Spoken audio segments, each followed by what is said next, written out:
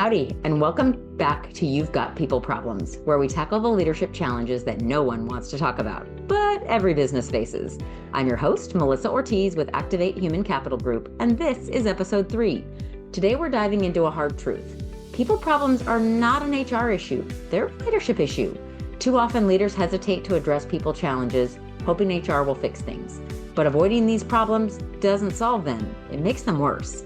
I'm joined today by Jackie Kibler and April Narag, two leaders who understand the real cost of avoiding people issues and how leaders, not just HR, need to own the role in fixing them. In this episode, we'll explore why leaders, not HR, are responsible for solving people problems, the biggest mistakes leadership teams make when dealing with accountability, how EOS tools help leaders build clarity, structure, and alignment, and practical strategies for addressing people challenges before they become major issues. If you've ever struggled with team alignment, tough conversations, or accountability gaps, this episode will give you the tools and mindset shifts you need to lead with confidence.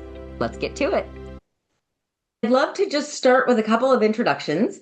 One, introducing the topic. So in addition to finding a needle in the haystack, we'll be really using two pivotal pieces of my world, really, which is Predictive Index and EOS. And the dynamic duo of really using both of those two tools in tandem. So if you're not familiar with one or both of those acronyms, welcome. I think you'll really enjoy this discussion and learning what those mean and how to put them to use. So I'm Melissa Ortiz. I've been working on talent optimization in organizations for the last 17 years.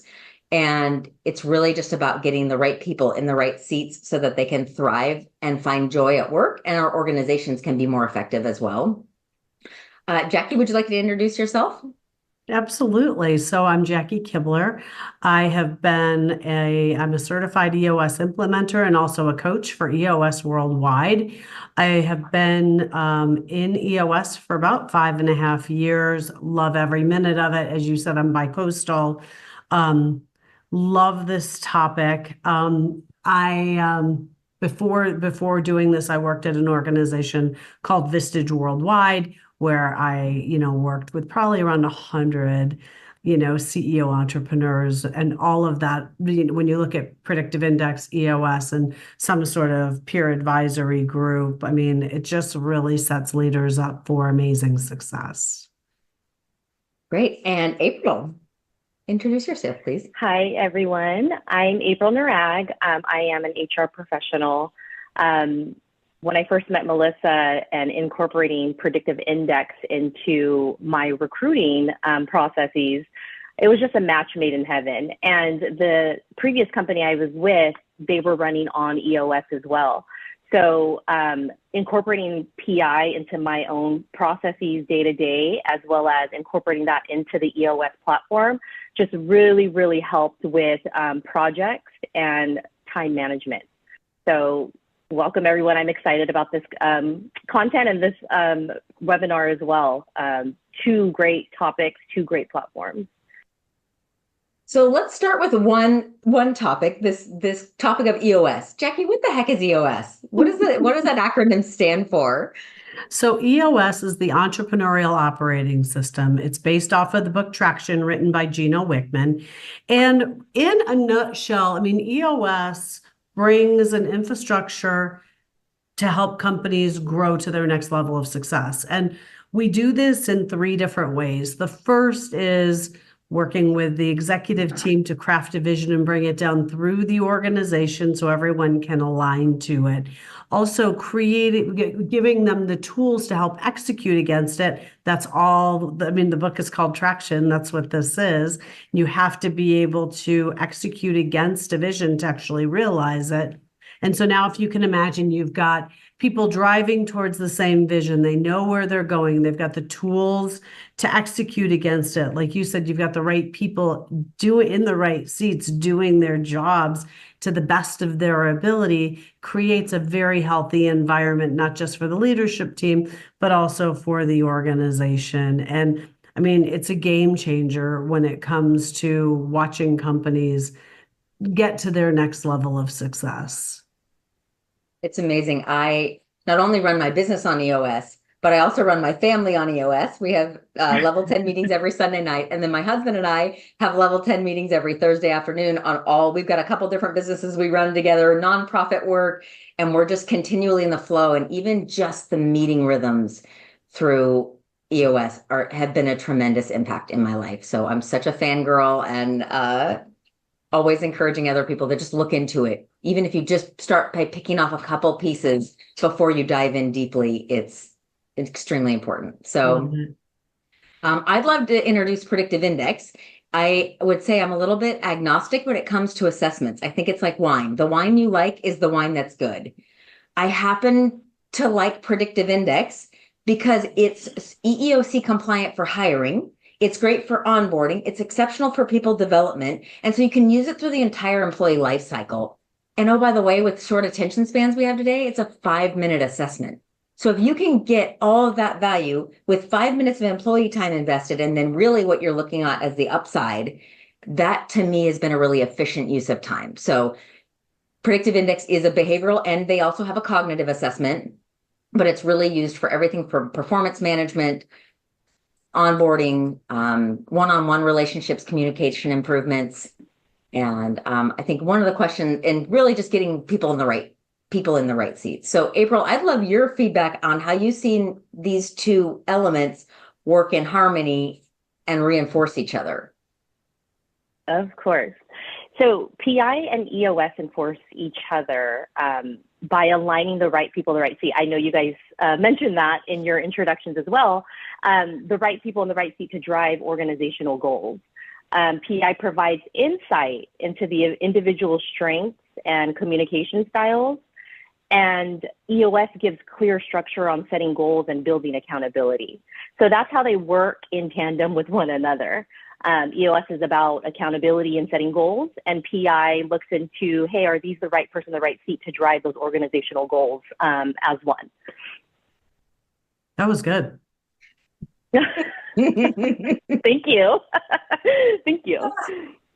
Awesome. Well, I like to start these discussions really with a Q&A. And so, Jackie, maybe I'll put you in the hot seat first. You've been helping companies implement EOS for what, 5 or 6 years now? Yeah, about 5.5. Amazing. I'd love to hear from your experience. What are the main people issues that you're seeing today as you work with clients across the U.S.? So there's several of them, obviously. It's the biggest one is being able to find people that actually fit the seats that they have, that they feel would be cultural fits, in addition to being able to be productive in the seat that they're trying to hire for. And to your point, I know it was a while ago now, but it doesn't seem like it. During COVID and after COVID, it was, if you'd be lucky if you could get a resume. Now they're getting a lot of resumes and trying to overcome the overwhelmingness of looking through everything and interviewing everybody and knowing how to interview them has been huge. Also and then with EOS, we look at a year out. So, when you're doing the accountability chart, which for those of you that don't know what it is, it's sort of like an org chart, except it's around the structure of the business and a future state, and making sure that we're looking to begin to bench warm, even if we're not hiring for those seats now, but trying to look at who might be able to fit in those seats and getting some sort of relationship with those through the best types of resources. So those are a couple that I've seen. The other side of that is there are lots of companies that some of the people may have quit, but they're still there collecting a paycheck. Retired on active duty? Yeah, exactly. And people are afraid to, in many instances, let that person go. Number one, because, they've been with us since the beginning. Now, whether they were doing a good job since the beginning might be a different situation. I don't know. Everyone's got their own snowflake story. And then the other part of that is, they're afraid to let the person go because they don't know if they'd find somebody to replace the person, even though the person isn't doing a good job. The concept of quiet quitting is not new. It just got a cute new name a couple of years ago. And this concept of being, somewhere between actively disengaged, to those people are pretty easy to pick out, to not engaged, which is really what this quiet quitting is about. I'm doing just enough to not get fired. I'm not creating a lot of problems. I'm just not engaged in my work. And you're paying me to do the bare minimum rather than engaging me to a level where I can contribute. And I'd love to hear your point of view, Jackie, a little bit on when we don't get the right people in the right seats. It is more likely that they will just do the bare minimum. But what kind of drag does it create on the organization, on the leadership team, or any team that they're on, if we get that piece wrong? So one thing that we talk about in EOS a lot, it's something called GWC, or get it, want it capacity. We use something it's a tool called the People Analyzer to help identify where some of these gaps might be. And what happens if you don't have people that get their role, want it, and have the capacity to do it, is that puts strain and drain on other people in that department or organization, because some of the companies are smaller, and that drags the company down. It doesn't allow the leader of that department or company, again, depending on the size, to really elevate themselves to their next level of success.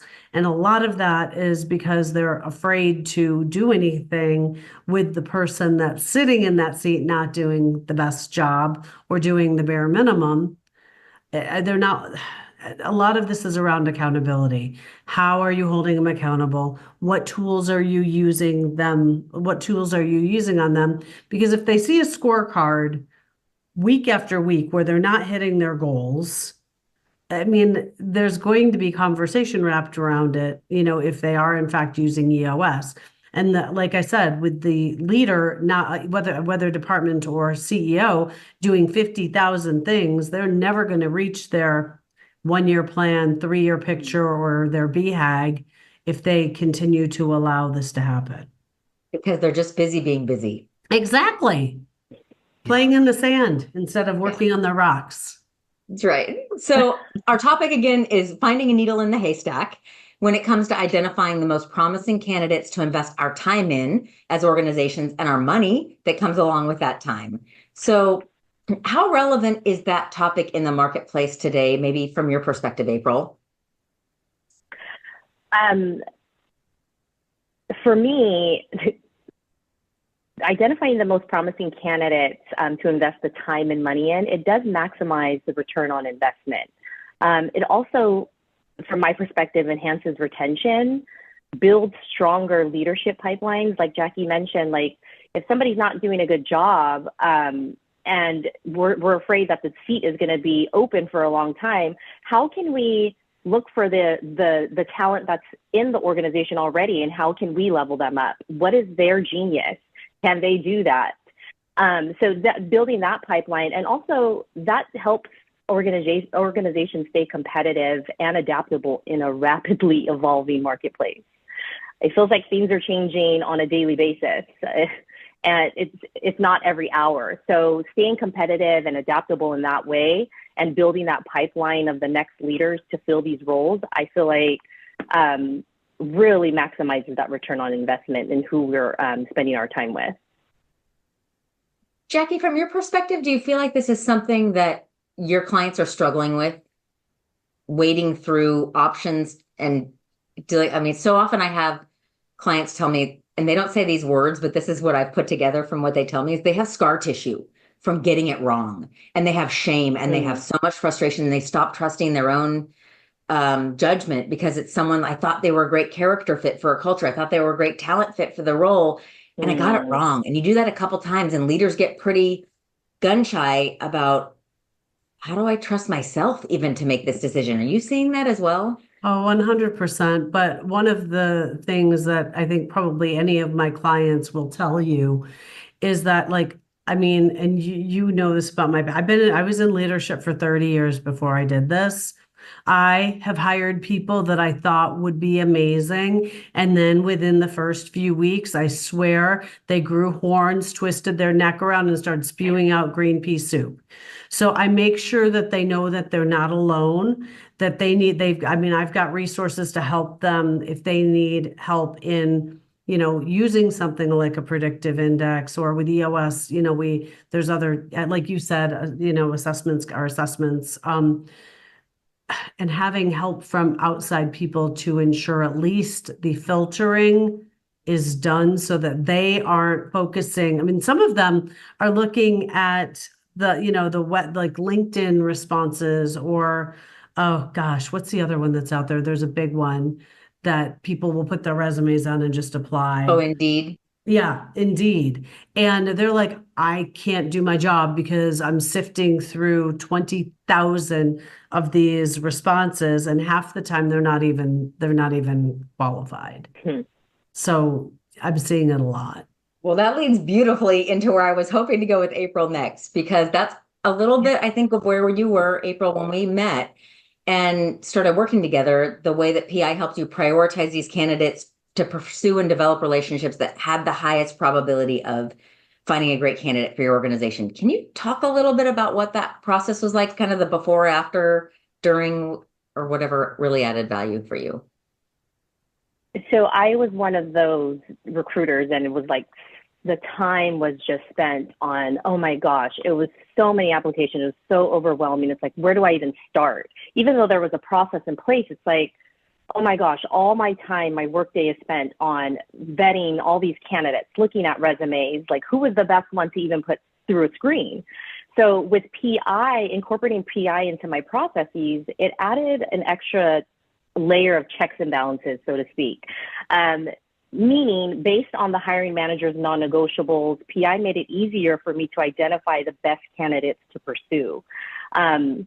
Still looking at the resumes, but yes, that PI and looking at those assessment results, really building a great candidate profile to send through to the hiring manager, from the resume to the PI assessment results.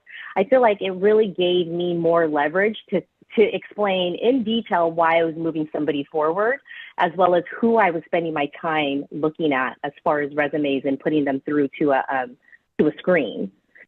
So it really helped with my time management.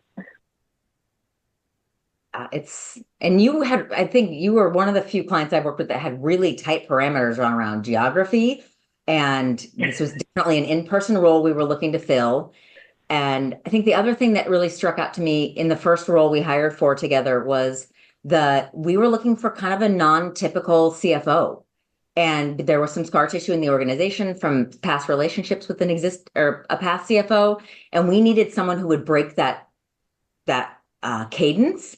And so we were looking for someone, in PI, we say head, heart, and briefcase. So briefcase is the easy stuff we look at on the resume. Heart is more cultural things that especially the people analyzer is really good at. And then the GWC part of the people analyzer, get it, want it, and they have capacity, is really that head piece. Do they have the cognitive ability and the behavioral aptitude to be successful, wildly successful in this role? Because if they don't, that time, money, and energy we invest in them is potentially going to go by the wayside, because we'll never get them to a level of excellence. We might get them to a level of acceptability. And that's not enough for small and mid-sized businesses that are running on EOS. So, okay, so here's my next segment. I really like to do tips and tricks, because if you get nothing else out of this discussion, I hope that we can offer up some things that, like, try this, do this, that cost people nothing and give them something to sink their teeth in and try differently if they are sharing these frustrations around not enough time, too many candidates. How the heck do I filter through them to find a needle in the haystack? So for me, the first tip is really getting crystal clear on what the demands of the role are in a way that we agree on as a team in terms of our expectations, and defining what type of person would thrive in that role. So maybe Jackie, give me some thoughts on, do you agree with that perspective from an implementer standpoint? And do you have any great examples that come to mind when we think about clarity on the demands of the role, agreeing on expectations, a la accountability chart usually, and how do we define the type of person that would thrive? So I 100% agree with that. And you're right with the accountability chart. And I am going to give you an example that I love. I was working with this property management company in Los Angeles. And, it was the first 3 sessions, which are the foundational days, focus day and 2 vision building days. As we were looking at the 3rd round of because you're always refining the accountability chart, we were looking at the role again, and I was hearing, I also do delegate and elevate before people actually go through the accountability chart to see, if they're in charge of 15 things that they don't like and or aren't good at, it's not effective. So as we went through this on their 2nd vision building day, we were looking at it and it's like, where is there a gap? What is it that we can look at a year from now? And maybe this is a priority for what we need futuristically for the business. And what we came out with was a training leader for all of the different areas within the organization. And it was a strategic training leader in addition to assisting with some of the tactical training that would occur from onboarding to professional development, et cetera. And we mark down in EOS the accountability chart, you've got the top 5 to 6 expectations of those roles. Now, what I love about that is if you nail it, you can very easily craft a job description from that.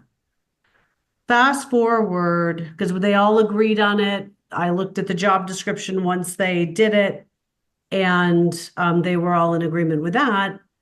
Fast forward, I can't remember if it was 6 months or 9 months, but they had the right fit for the seat and a cultural fit because they asked questions wrapped around the core values of the company. That girl has skyrocketed in that company and is now the integrator for the organization. So she had to find a replacement for it. And that is all through utilizing the tools in effort to help that. And I love that your example is a role that didn't even exist before we went through the process of defining, what are the things I don't like to do? And they need to get done. Oh, this actually could be a whole role. I thought it was just a thing that was on my plate that I had to do in my extra time that I didn't have any of. And so that is a fantastic example. April, when you think about this process of gaining clarity, what are the demands of the role? I know we went through this for a couple different roles together, and gaining clarity on where is there not alignment with leaders in terms of what they want this role to be, and where there is, how does that kind of clarity support the leaders and the organization overall? Maybe both when you get that clarity and when you don't have it, if you have a good example there. So when there's alignment and I get that clarity, I mean, for the leaders, this type of clarity helps me support them or the leaders by making sure that they have the best of the best on their teams. So from a recruitment standpoint, yes, it is finding that needle in the haystack and breeding the best of the best to fill that gap on their team. But even beyond filling an open seat, clarity allows me to put the consultative hat on and collaborate with the leaders to identify, again, what are people's genius to fill those gaps in the team? Are people in the right seat? Are people doing the things that they love to do? Because more than half the time, people don't know what their genius is, or they don't know the type of, they don't know, it needs somebody to help them tap into that genius. Because if they're doing the same thing over and over again in a day, it's kind of like, well, do they really love doing that? Or are they good at something else? And then for the organization, again, it goes back to the right person, right seat, ensuring individuals that are brought into the organization check all those boxes and what the organization is looking for. And then when I don't have that clarity, there's a lot of questioning, internal questioning. Hey, am I doing this right? I'm like, are the people I'm putting forward, is this the person that they're really looking for? So it's stressful, and I feel like it slows the process down. And then it also, sometimes I have to double down on the work because I don't have that clarity in the beginning. So it makes it really hard to gain alignment with the leadership team to say, hey, I have these best candidates that I want to put forward. So having that clarity early on makes the job easier. So I love that. And here's what resonates with me out of that, April. I have this mantra that goes like this: nobody wants to suck at work. And it's really hard to win at work if you don't know what a win looks like. And so if you're recruiting for a role and you've got leaders who have different ideas of what a win looks like, what a great candidate looks like, you have a near zero probability of getting it right. And that's why I love the EOS process around the accountability chart to say, what are those 3 to 5 things they'll be doing? I love the PI process where we define what's the type of person who will thrive in delivering those type of things. Because think about, like, simple example, a quality control role. If you're doing detail work all day long and you don't have detail aptitude, you're going to fail. You're going to cost me a ton of money as an organization, because there will be issues that get past your viewfinder that don't get caught. They come back to us as a repair order. And that, in some cases, could be disastrous. Some cases just time consuming and expensive. And so when we pair up expectations with aptitude, it's a beautiful thing, because then we're looking at the whole picture. And then we get to just say, at the end of the day, if they have both the background, the aptitude, and then it's, do we like them? Are they a culture fit? And that gets to be a whole lot more fun, and also helps us think about what candidates internally, because so many leaders are very passionate about building their own. But God forbid they put them in a role where they're not meant to thrive. And then they're demoralizing someone who they've invested in for sometimes a decade. They put a salesperson into a sales manager role is probably the most common misstep. You take someone, a great performer, and you're like, I want more of this. Let's put this person in charge. And it very rarely works that way. So I see that a lot. yeah. So I would say, here's tip number 2. So tip number 1, get crystal clear on the demands, agree on expectations, and figure out what kind of person can thrive in that role. Tip number 2 is, once you've got that clarity, we've got to find a way to evaluate which candidates have that aptitude.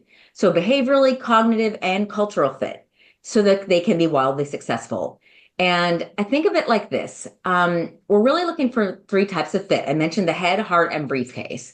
And if you segment those in your mind, and let's look at their background. Do they have enough training, experience, credentials? Sometimes are critical. And then the behavioral fit, predictive index is fantastic at helping you get answers so quickly. It's quick for candidates, and it's quick for us as professionals to look at it and go, okay, they're a dead on fit in 3 of the 4 areas I'm looking for.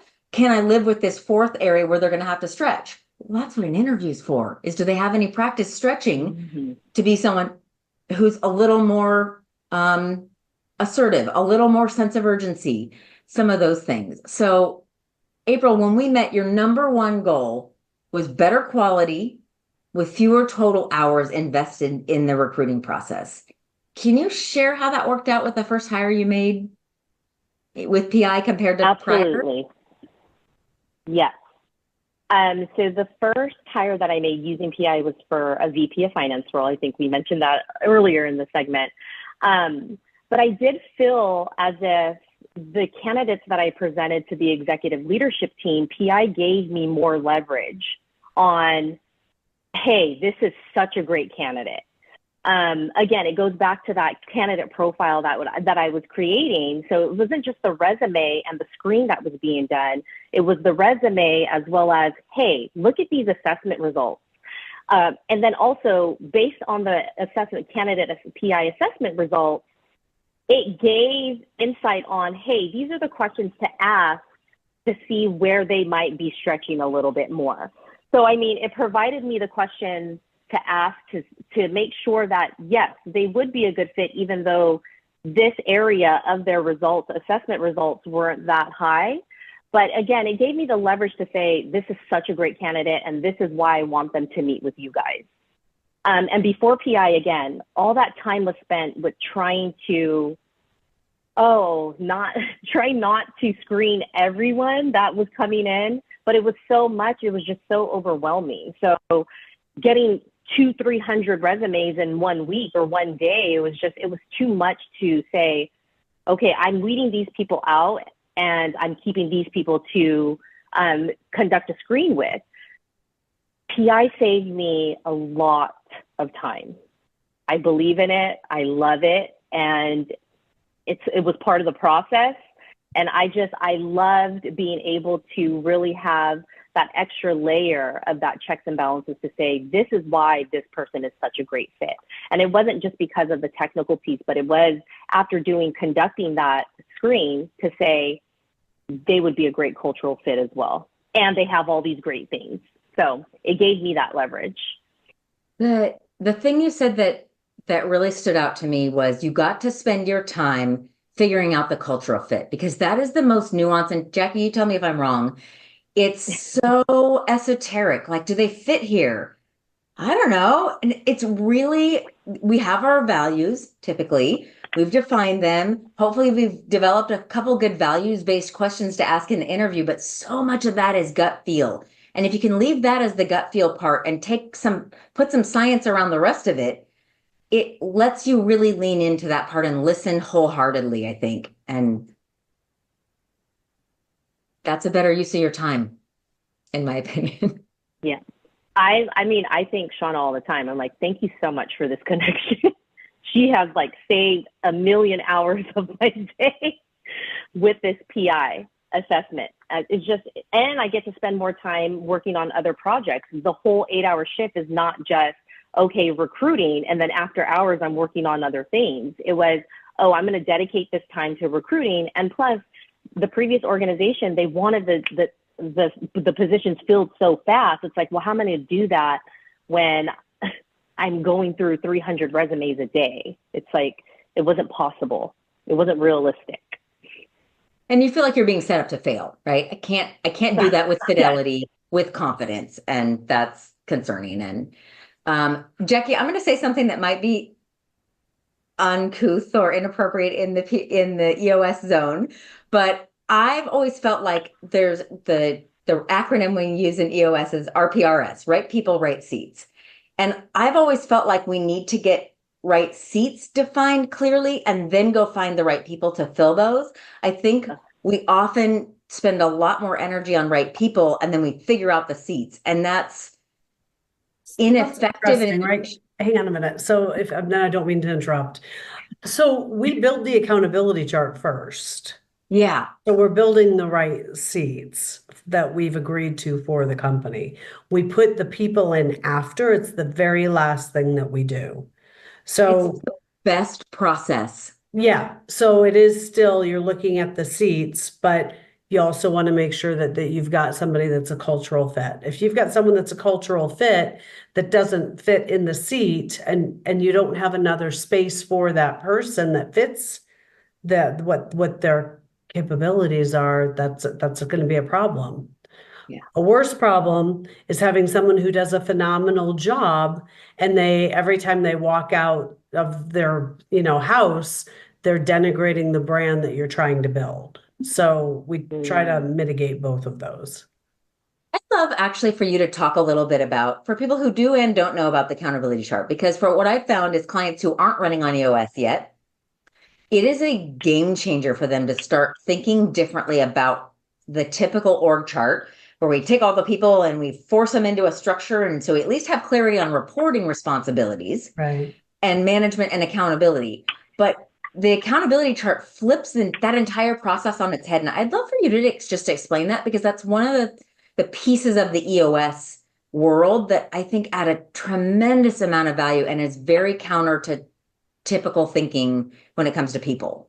Absolutely. So with EOS, the accountability chart is, what do we want the structure of the business to look like in a given year? Like, so by November of 2025, this way people don't get overwhelmed and they're like, oh, we've got to make all these changes now.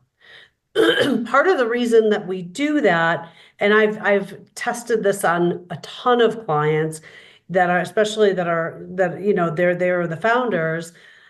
What happens if you get overwhelmed with just having you and your partner, you've got enough work, you've got a little bit too much work, and you try to find somebody to fill a seat? You're going to talk to anybody and everybody, and if you have a pulse, I'm going to bring you in to be the head of sales. And I may or may not be able to be the head of sales, or maybe I'm able to be the head of sales until we get to 10 million. And then my capacity, the company needs something that is different than me. It doesn't mean that I'm a bad fit for the company, but maybe being the head of sales. So we build out the seats that we need for the company. And one of the things that happens almost every time, if I don't say what I'm going to share with you, is they're like, oh, well, Melissa doesn't do that, or wait, Melissa's doing that, or April's over there. So before we even start, we're like, okay, so hypothetically, and this is just us right now, we're firing everybody, including you, from the company. There are no employees. Now we're building our company the way we want it from scratch.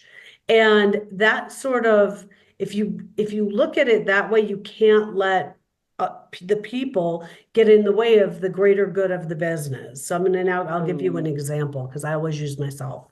So let's just say I have been with, I'm just going to use Impact Sciences because they've been with me forever. I have been with Impact Sciences since the beginning, and I was brought on in sales and then grew through the ranks as the sales manager, director, vice president, CRO. And just growing with the company, I'm a really good manager. I'm really good at bringing in revenue. I'm great at relationships and networking. I will not do a sales business plan, forecasting, gap analysis, taking a look at budgeting, and anything relating to like a past predicts future type of model. So now you've been with me for 10 years and you love me. And if you're doing it as an org chart, Jackie is going to still be the head of sales.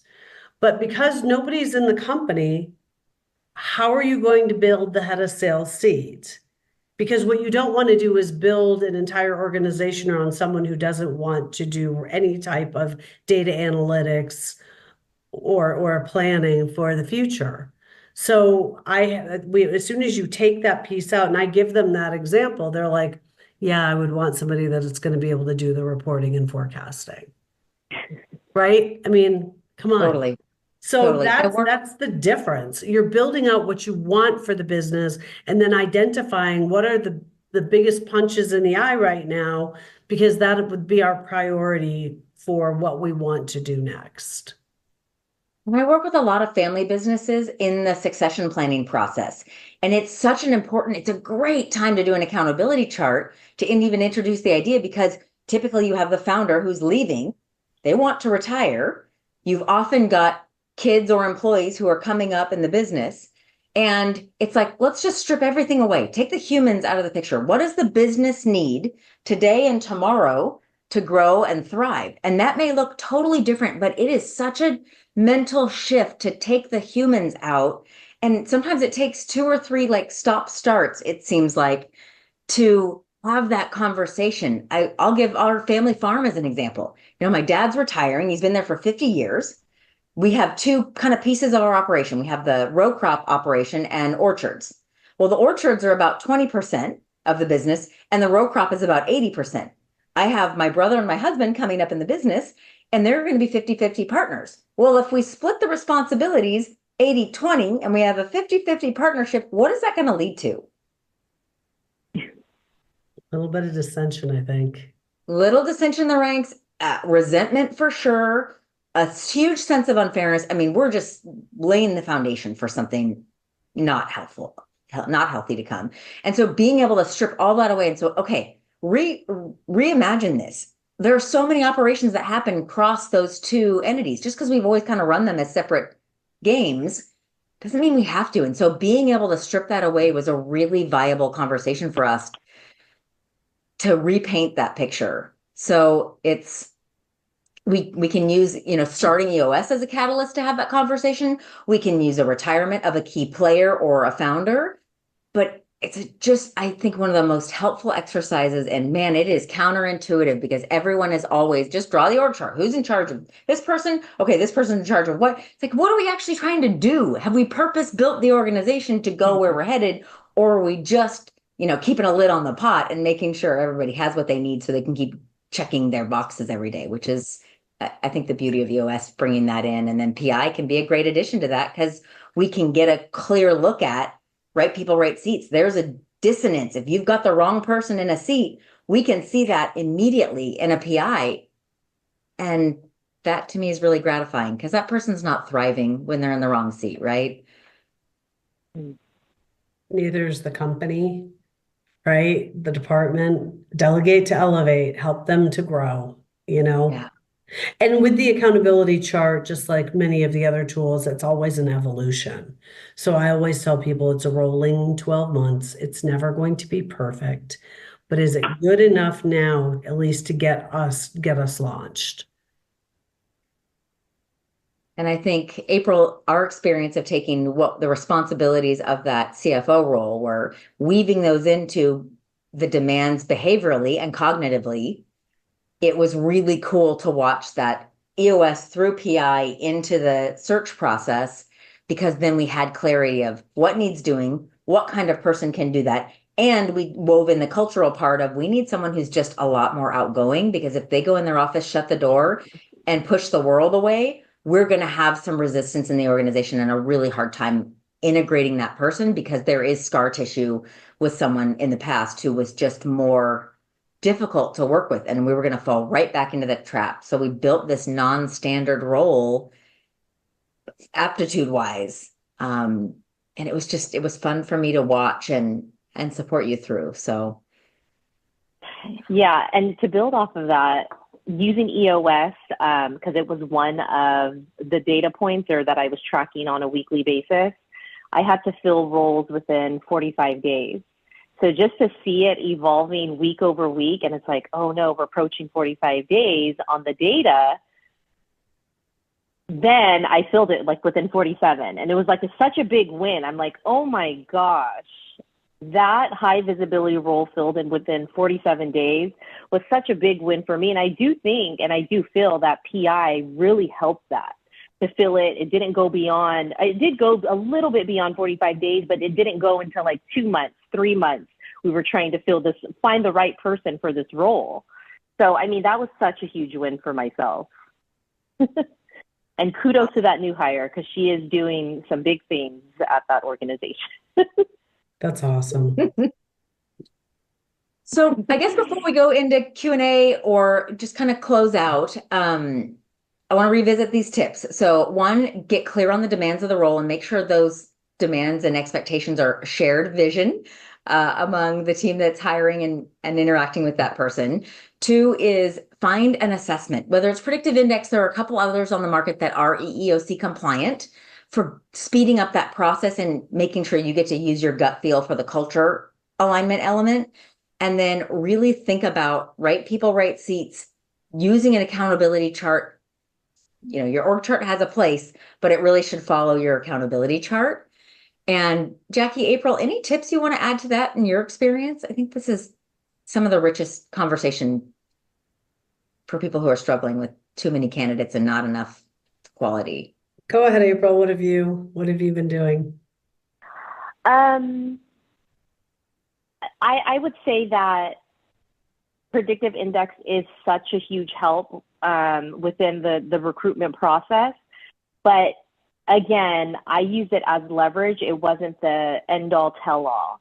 So you still have to go through your own process, make sure that these resumes match or is a good fit to put the candidate forward. But yes, it's such a time saver. And then what I've learned with using PI, Melissa, you even said to me, asking all those pre-screen questions aren't necessary based on the candidate's profile and the results. So I was going through and asking all those questions, but I mean, to save time, you just pick the questions out that actually where you're wanting to dig deeper. Not all those questions actually apply to the phone screen.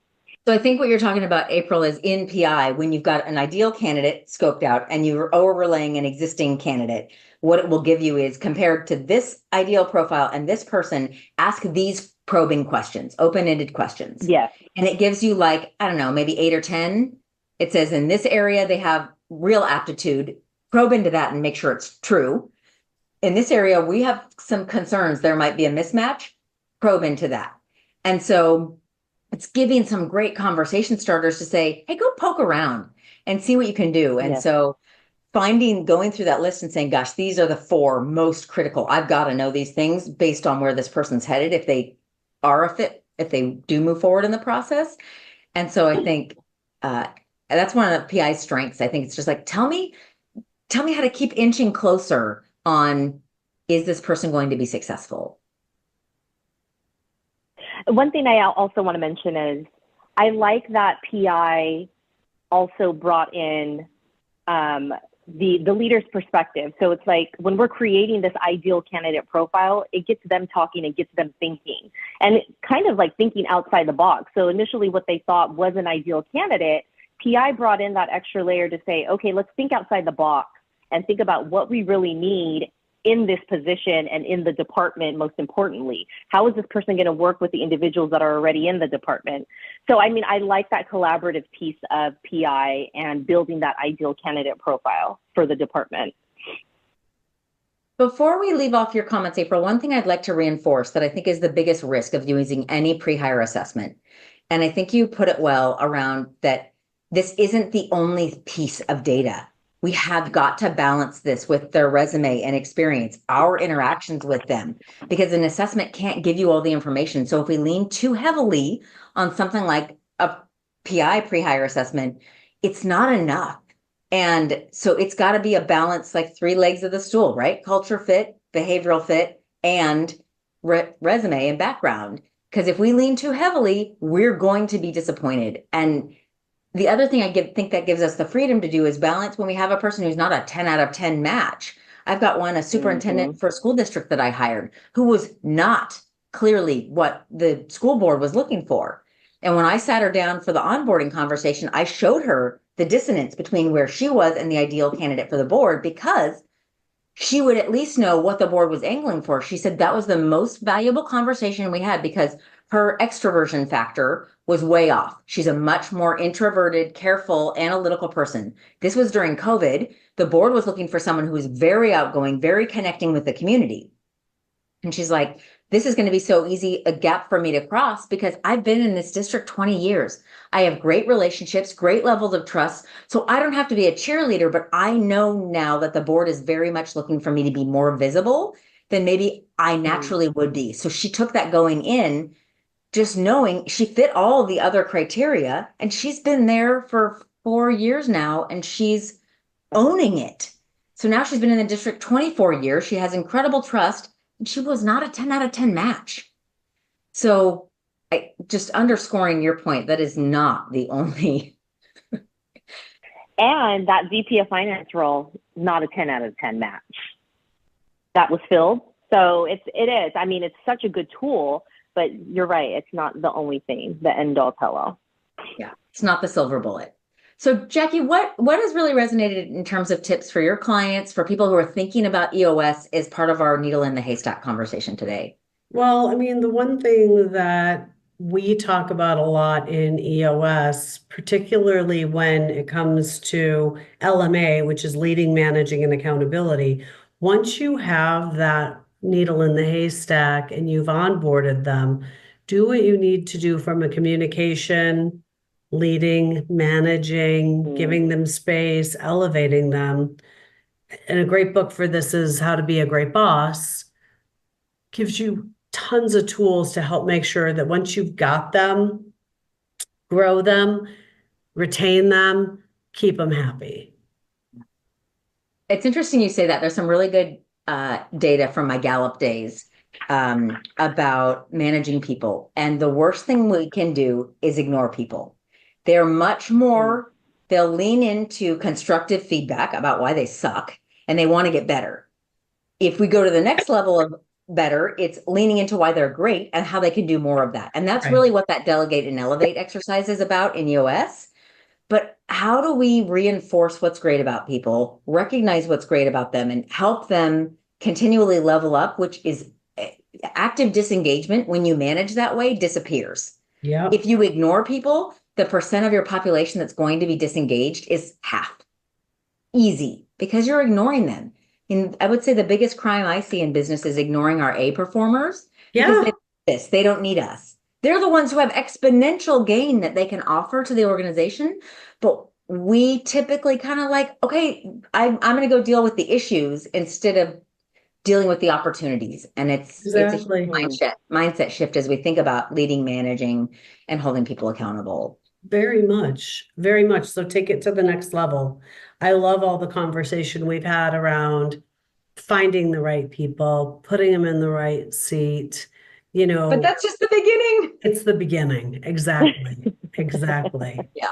So I know it can be a challenge. I did have one question come through about EOS, Jackie. So we've talked about a couple tools and a couple approaches. Are these things we can only do with an implementer? Are they things we have to pay for through EOS? How do we get started if we're on a low budget? So the tools, you can go to eosworldwide.com and download them for free. EOS is a help first organization, so there are lots of ways that they can obtain the tools. I would read the book, right? Read the book Traction so you understand what you're doing for it. If you are a startup, that's what I'd consider. If you are someone who wants to try it to self-implement first and has got some funding, what I might suggest if you're not ready for an implementer yet is you can go to be a Basecamp member, and you can watch videos and download the tools and you can implement that way. Once you get to a point that you're like, okay, we've gone to where we can get to, now I need to bring a professional in. There's 850 of us globally that are available to help you, whether you have us as implementers or you're like, hey, I'm doing this. Can you just give us some feedback on what I need to do differently? We will all help. So that's how. I'll ask a follow-up question on that, Jackie. How do I know if I've dabbled in these tools? I'm like using a level 10 meeting and we've done our accountability chart. We've got the people analyzer, but we're not getting traction. How do we know when the right time is to call you and ask you to come in, do an evaluation, have maybe a 90-minute meeting for us to think about it making sense to invest the money to work with someone who will hold us accountable and walk us through, hold our hand through the process? How do we know when the time is right for that? So usually with exactly what you just said, that's when they would call, right? I'm trying this, I'm not seeing much change. And there is something similar, actually, you guys talked about it a little bit with the law of the lid. It is very difficult to own a business, do your role, manage the people, and implement something that's entirely new and make sure that that goes through the company. It's difficult, but when you're first starting, that's a great thing. After you've tried it, I mean, call eosworldwide.com, send in something. I have talked to many people and it's just been, all right, why don't I sit in on a level 10 or show me your tools and let's see where you are, and like you said, if they're very small, so why don't we just help? I mean, all of us, I have answered questions for people for a year before I started working with them. One guy, it was 3 years. You're telling me EOS implementer support is not an all or none. It's not that I buy into the entire program. I can actually get a little bit of feedback and dip my toe in the water before Yeah, absolutely. Absolutely. Great. Well, I'm going to pull up our contact information. I have really enjoyed this conversation today, and I hope that it gave you all some value, whether you're listening live or listening after the fact. But I think these two women are absolutely tremendously talented and charming and so pleasant to work with. So here's our contact information. If you'd like to learn more about EOS, Jackie's your gal. April is in the process of a job transition and looking for opportunities. So anything to do with talent evaluation, talent development, recruiting. I've had such great experiences working with you, April. And if you have talent alignment, talent optimization needs, employee engagement, or just feel like you have scar tissue from hiring the wrong people in the past, my name is Melissa Ortiz, and I look forward to talking with you. Thanks, y'all. Well, that's a wrap on this episode of You've Got People Problems. If you got something out of the conversation, make sure to subscribe, leave us a review, and share it with the other leaders in your network, because let's face it, we all have people problems. You can watch full episodes on YouTube or listen on your favorite podcast app. But either way, thanks for listening, and we'll see you next time.